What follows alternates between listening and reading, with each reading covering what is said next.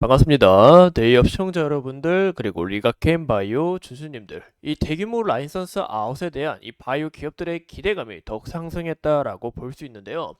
그 부분에서 리가캠 바이오가 더 큰 빛을 발하지 않을까 싶습니다. 그 이유가 이 리가켄바이오는 글로벌 탑 ADC 기업이면서 여기서 지속적인 모멘텀이 나올 수 있다라는 거 함께 참고해 주시면 좋을 것 같고, 이 리가켄바이오의 이 파이프라인이 정말 많아요. 제가 좀 주요 일정들을 정리해 봤으니까 이 일정들도 함께 주목해 주시면 좋을 것 같습니다. 그래서 마지막으로 차트를 보면서 이 전망이 어떻게 흘러나갈지 오늘 영상 중요한 만큼 끝까지 시청해 주시고 좋아요와 구독으로 큰 힘 주시면 감사하겠습니다. 그럼 같이 바로 알아볼까요? 이 보시는 것처럼 이 리가켄 바이오를 중심으로 좀 이야기가 굉장히 많이 나오고 있다라는 것을 우리가 확인할 수 있는데요. 이 국내 제약 바이오 기업의 글로벌 시장 진출에 대한 기대감이 더욱 상승했다라고 봐주시면 좋을 것 같습니다. 그 이유가 뭐냐? 이 미국 시장이 솔직히 이제 국내 시장하고 비교를 봤을 때 어마무시하게 크잖아요. 그래서 미국을 공략하는 이 시대가 본격적으로 열려 있다라고 봐주시면 좋을 것 같아요. 그 중에 여러 가지 이 기업들도 있죠. 이 알테오젠도 모멘텀이 굉장히 좋고, 유한양행 같은 경우 이 레이저티님 아직 좀 결과를 기다려봐야 되고, 또 리가켄 바이오 같은 경우 이 ADC 플랫폼 보시는 것처럼 LCB 2조 2천억 규모, 이 굉장히 크다고 볼 수 있습니다. 역대 최대로 제일 크다라고 좀 봐주시면 좋을 것 같은데, 이 부분에 있어서 이 리가켄 바이오의 이 모멘텀은 지속적으로 확장될 수 있다라는 게 굉장히 중요한 키포인트가 되지 않을까 싶어요. 그만큼 이제 다양한 분야에서 이렇게 모습을 보여주고 있잖아요. 근데 리가켄 바이오는 이 ADC에서 이 국내뿐만이 아니라 글로벌 시장으로 봤을 때도 영향력이 굉장히 크다라고 봐주면 좋을 것 같습니다. 이 보시는 것처럼 이 차세대 항암 신약으로 부상한 이 항체약물 접합 ADC 이 분야에서 최강자인 것을 우리가 확인해 볼 수 있는데요. 보시는 것처럼 이 다른 바이오 기업들 한번 비교해 보세요. 제일 많이 보유하고 있다. 이 27개 보이시죠? 굉장히 중요하다라고 생각합니다. 2015년부터 독자 플랫폼과 위를 활용한 이 신약 후보 물질 10건이 기술 수착이 성사가 됐는데요. 우선 이 국내 최다 기술 수청 건수와 그리고 대규모 금액에 크게 주목을 받았지만 니가켄바이오 같은 경우도 약점이 있죠. 바로 계약 부재에 대한 이 약점이 있습니다. 그래서 이런 부분을 잘 해결하시는 게 이제 잘 해결해 나가야 리가킨바이오도 이 주가가 큰 기대감으로 좀 받고 올라갈 게로 모멘텀이 더욱 상승하지 않을까 싶은데요. 그런 여부에서 이 리가켄 바이오가 이 컨주얼이라는 플랫폼이 있습니다. 이 컨주얼 플랫폼도 다른 ADC 기업들이 많이 사용하고 있고, 그만큼 이 리가켄 바이오의 영향력이 굉장히 큰 만큼 우리가 좀 지속적인 관찰이 필요하다라고 해석해 볼 수 있죠. 그리고 무엇보다 이 리가켄 바이오 같은 경우 이제 올해부터 이제 2025년까지 좀 모멘텀이 확장될 것으로 전망하고 있는데요. 그 이유가 리가켄바이오 같은 경우 이 플랫폼이 정말 너무 많다 보니까 우리가 좀 지속적으로 여기서도 나오고 저기서도 나올 수 있다라는 것을 좀 같이 봐주시면 좋을 것 같아요. 그래서 제가 좀 오늘 같이 함께 소개하면서 마지막에 좀 차트를 보려고 하는데요. 이 LCB 37에 대해 같은 경우 신규 토포 1, 토포 1, 이 억제제 약물이라고 봐주면 좋을 것 같고, LCB39 같은 경우 현재 개발 단계에 있고, 그리고 메르스나 HSK와 세팅 경향력을 높여서 효능이 기존 대비 굉장히 강화가 됐고, 그리고 정상세포 투과도도 굉장히 낮춰서 부작용도 적다라는 것을 우리가 확인해 볼 수 있죠. 그 LCB39 같은 경우 안정성 부분을 굉장히 개선한 이 페이로드라고 봐주시면 좋을 것 같고, 기존 이 스팅 어거스틴 페이로드에 대한 이 한계점을 현재 크게 개선이 됐다라고 봐주면 좋을 것 같습니다. 이게 무슨 얘기냐면 이제 제가 저번 영상이랑 저저번 영상에서 말씀드렸던 것처럼 이 HTC 같은 경우 아직 차세대 항암이다 보니까 항암 신약이다 보니까 부작용도 어느 정도 좀 따라오고 있었습니다.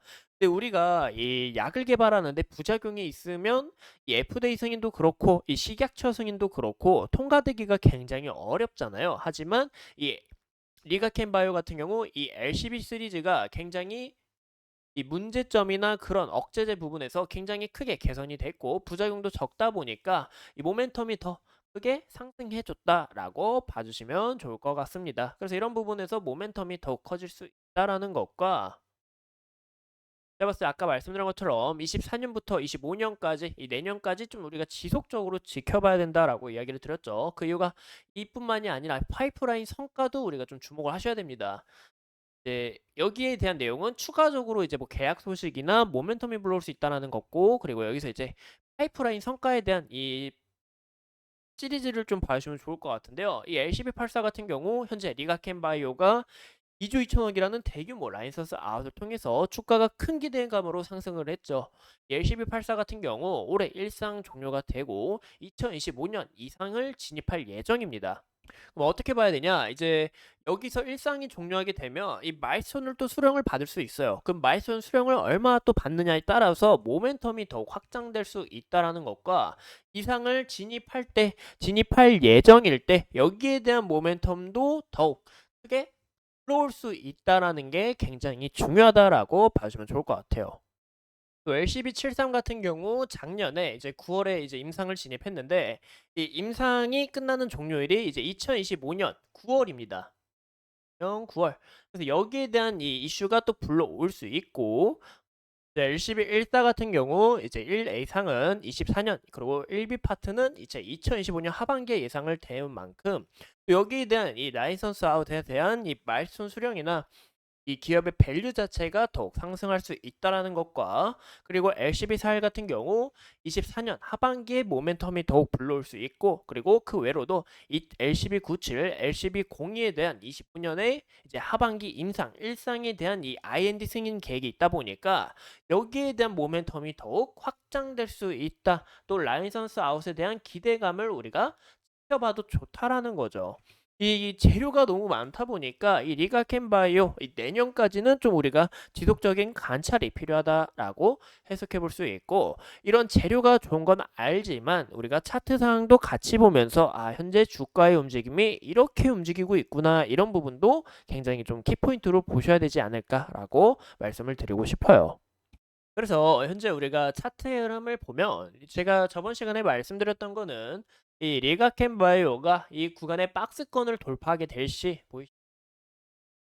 이 구간을 돌파하게 될 시 이 추가적으로 힘을 강하게 받으면서 모습이 나올 수 있다라고 이야기를 들었습니다. 근데 보시는 것처럼 박스권 딱 나오니까 큰 힘을 받고 주가가 상승을 했지만 현재 이 구간에서 다시 한 번 더 막혀 있다라는 것을 해석해 볼 수 있죠.